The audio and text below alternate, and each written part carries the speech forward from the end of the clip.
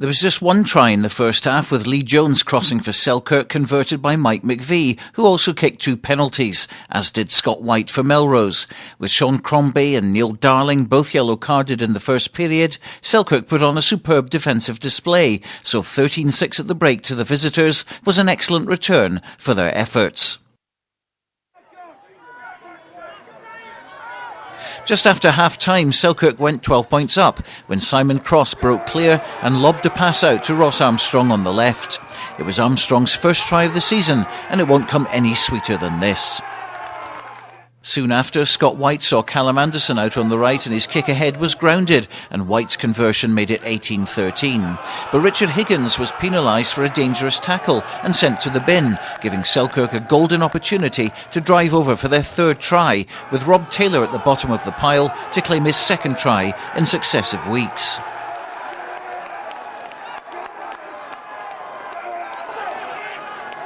But Melrose refused to give up, and a superb Jordan Macey break split the Souters' defence wide open, and with James Lew on his left, gave the scoring pass. Scott White didn't miss a kick at goal all afternoon and slotted the extras to set up a nail-biting finish. Melrose pressed into injury time but couldn't get that winning score, and it ended 23-20.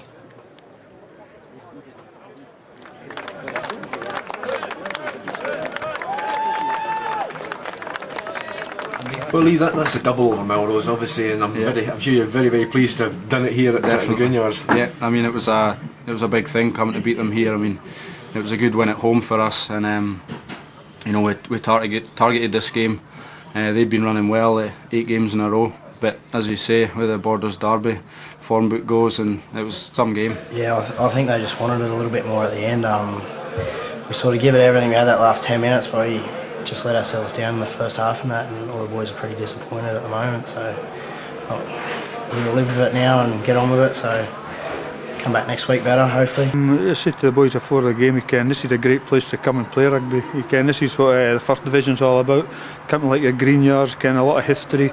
I said, but we've got to perform. Just wanted that wee bit more that we've been doing at home last week. I thought we played well last week, but I just needed that wee bit more, especially against a team like Melrose. If I 8 wins on the bounce, so they're a quality team. They've brought some imports in, so they've got to be a strong squad. But we came here, and I thought that was one of the best first half performances we had played. A bit edgy at the second half. We made maybe a few errors. We still try to run for a rain 22 and quick penalties in the last 5 minutes where we maybe should have had a touch, just calm things down a bit. But overall, I thought it was a good performance for the boys. I think the game plan was to obviously keep us in playing the rugby in the right areas and deep in our half, and which we kind of fell for as well. We talked about that before the game, but played a lot of rugby. But again, I think Selkirk were controlling where that was, and just when we got into that red zone, there was just a little error each time and let off at the hook. But I thought we had the turning point when we had 15 minutes to go there.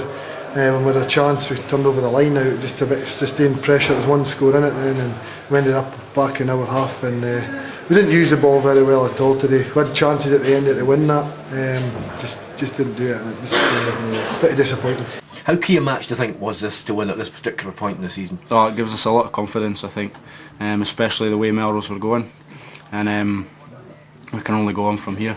It's a good result. The games have been winning. We've only been winning by 3 and 4, and we haven't been playing that well anyhow. So that was I guess that was always around the corner, a game like that, just the way we have been playing. But I mean, we've been winning, so we've been happy. But like I said, that was real disappointing today. So for us, we've got to keep on building that.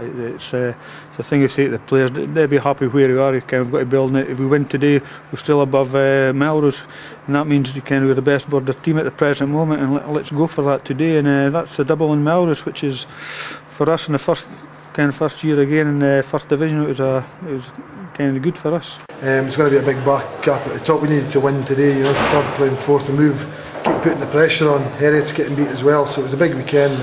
Credit to Selkirk, they deserved it. Everybody said it was a bit of luck early doors for them. It's not, and they're showing that. But as a rugby player team, I think we just were guilty of playing too much rugby today, rather than getting them pinned back and making them play in their own 22.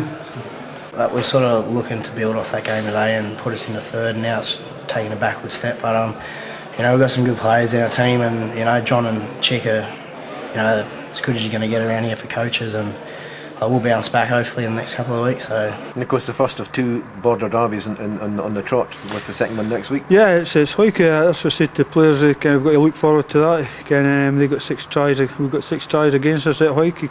Hawick will be desperate for points. They've had a few changes in the personnel off field, and they'll want to put that right. But they're coming to Philip Paul, and we've got to make sure we try and keep them playing rugby at home. We don't be defensive and let's have a go, and still have that bit of bitterness in the back of our mind at Hawick that defeat, and so we'll go back to that, and I hope we can bring that into the game next week.